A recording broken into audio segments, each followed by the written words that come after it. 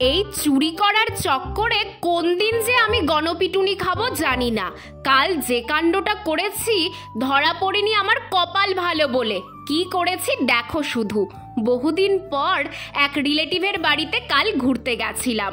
যথারীতি মা কাকিরা গল্পে ব্যস্ত হয়ে যাওয়ায় আমি একা একাই গ্রামটা ঘুরে দেখতে বেরিয়ে পড়ি।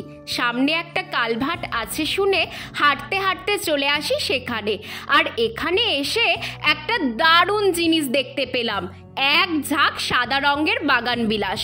কবে থেকে এর ডাল খুঁজে বেড়াচ্ছি, কিন্তু কোথাও পাচ্ছিলাম না। ডাল থেকে বাগান বিলাস করার জন্য এই বর্ষাকালই আদর্শ সময়। এই সুযোগ তো কাজে লাগাতেই হবে। রাস্তা ফাঁকা দেখে ভেঙে নিলাম এই সাদা বাগান বিলাসের একটা ডাল। লোকজন এটাকে চুরি করা বললেও আমার কাছে কিন্তু এটা সবুজের বিস্তার।